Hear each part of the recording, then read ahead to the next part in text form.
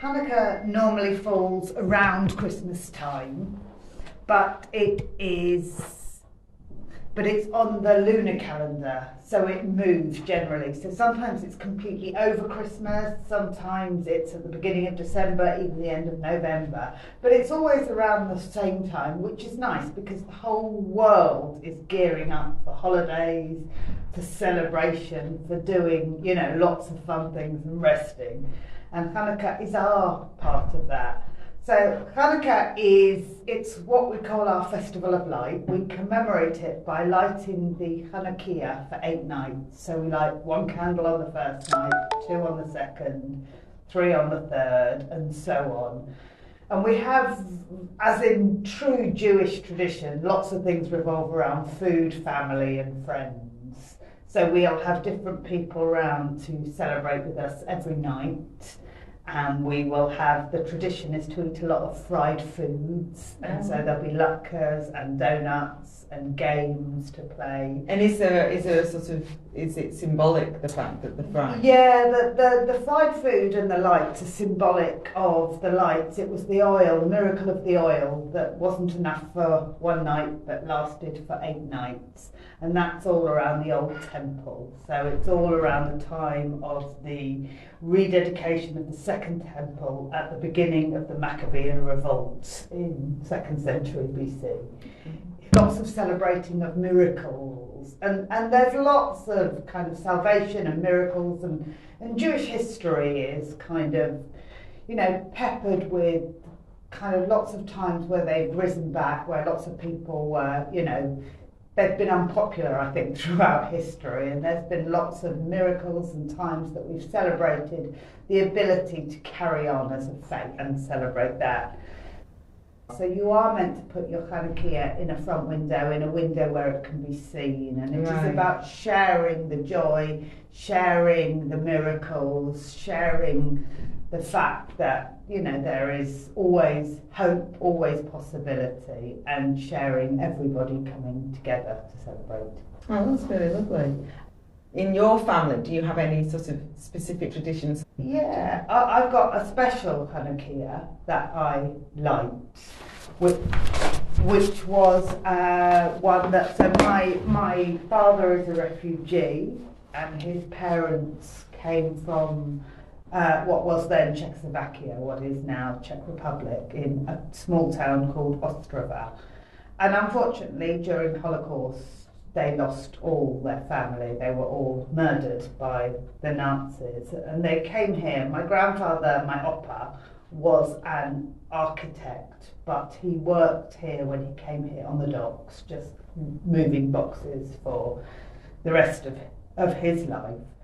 But he also kind of did some work in factories and kind of moving things. And we have a Hanukkah he made when he first came over, which was made from just pieces of metal. He was very creative as an architect. Yeah. And it was made, the owner was a very kind man who looked after him, and he let him collect all random pieces and use the metalworking area to create a Hanukkah. Oh, wow. So it's made of bolts and screws and pieces of metal all put together from the floor. So that's a very symbolic one, and that's really all about the survival really, and us coming here and starting our lives in this country, which was amazing to my father and his family when they came. Wow, that's really moving. For your children, is it a particularly sort of special time? Do they get presents, or is there sort of... Yeah, they do. There is a bit of a Hanukkah Christmas challenge because the world is geared up for... So Hanukkah presents, we do presents at Hanukkah, but they tend to be 8 nights worth of presents, and that's the whole thing. Yeah. But they've always tended to be, traditionally in our family, much smaller things. What sort of... So I will do stationery or pyjamas. There's always room for more pyjamas in my world as I think about it. So I think there's always kind of the idea, they've always kind of looked slightly enviously at the idea of the one huge Christmas present. So it is just about everyone's diaries working together to make sure you see as many people together as you can, but also in all the overlap groups, and that nobody's missed. Right. So Oh, that's nice. what's nice about that, as Yeah. opposed to One Christmas, is there isn't that struggle to kind Yeah. of think about your family or my family, because it's everybody's family, because we will find different ways to either go to people or have them to us. Yeah. And everybody brings their own Hanukkah with them tonight. Oh, wow. So we have had times, I think, when my daughter was first born, I think she was just a couple of weeks old when we had a very big Hanukkah party for about 100 people. Oh, wow. And there must have been about 50 or 60 Hanukkahs on the island in the kitchen, wow. all burning, and just was how truly beautiful. Joyous. Yeah. It's a real opportunity to celebrate with friends as well and family, but get everybody round just having a celebration together. It's not a somber night. There's no kind of particular prayers that need to be said other than those over the lighting of the candles. We play a game called Dreidel. Right. What is Dreidel? Dreidel is it's Nesgadol Hayasham, are the things printed round a little spinning top, which is a great miracle happened here. And the children just play. I'm sure it's teaching gambling at a young age, but they normally get chocolate money, and they play around kind of the spinning the dreidel. And is it particularly religious? I'm sure there are particular blessings, you say. There is the religious side of like any religion, there's the religious side and the cultural side. We do go to synagogue, but not nearly as regularly as I'm sure our rabbi would like us to be going if they're there. But it is just... So this is one that is really much more celebrated in the home. Right. I mean, the synagogue will have a Hanukkah party for the children, which will have kind of entertainers and inflatables and lots of fun things. Yeah. But this is really about celebrating at home with your friends and with your family. Oh, it sounds lovely. Really. It is about remembering that, I suppose, miracles do happen. People survive torment as well. And I suppose it's kind of quite telling to be talking about this at the castle in some ways, which is the people who've come through great adversity and are struggling to rebuild their lives.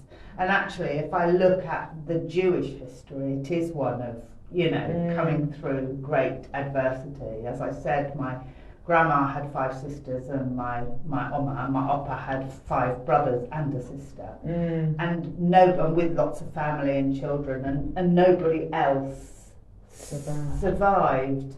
My grandmother spent a number of years in psychiatric hospital, kind of struggling with that guilt of being the sole survivor, really, from her family and her younger sisters having been murdered. And I think, but then went on to rebuild a meaningful family life. And I grew up, that was before I was born, with a very loving Oma and Oppa who celebrated everything about their community, about the friendships, about the family, and who were passionately British and just celebrated everything that this country had done to welcome them. And I think it's kind of a little bit of a shortcut for me about survival, about, using everything that you have, and what the castle is about using all your resources to not say that trauma hasn't happened, but to build on that futures are possible, miracles happen, and that together we can achieve so much more than we can alone. Well, you were saying about the hope as well at the start. When you were talking about Hanukkah, it was very much about hope and sort of the need to hold on to hope, to work through those traumas, and to sort of build something new, and to find something to celebrate. What is amazing is when you see pictures of the Holocaust, of the camps and all of that, people are trying to find a way to celebrate their faith there, whatever it was. And it wasn't just Jews that was persecuted. There were a whole number of people, from Romani gypsies to people who were, homosexuals, anyone with a anyone who they saw as having any sort of defect or being abnormal were all persecuted, but people found rays of hope to survive great adversity, and that they use all the celebrations, whether it's Christmas or Eid or, you know, whatever it is in any festive season, people use that as a way to come back together, rebuild those links and forge stronger alliances as they move forward. Well, that's it, the power of relationships as well. Like you're saying, that you can do a lot more together than on your own. How much more depleted you are if you don't have those relationships, and the importance of relational working. And when it explains a lot in terms of your work, you know, sort of what's driven you to some degree in sort of doing this work, building relationships, working within relationships. Yeah, and reminding everybody that great things come, despite what's come before. That there's always more to the story, and we've got to, as part of what we do in our lives, is reminding people, not pretending that the horrors haven't happened, not pretending that the adversity wasn't there, but that reminding them that every story can have a surprise twist. You've just got to believe in it, and you've got to allow people to help support you on that journey to find the way forward.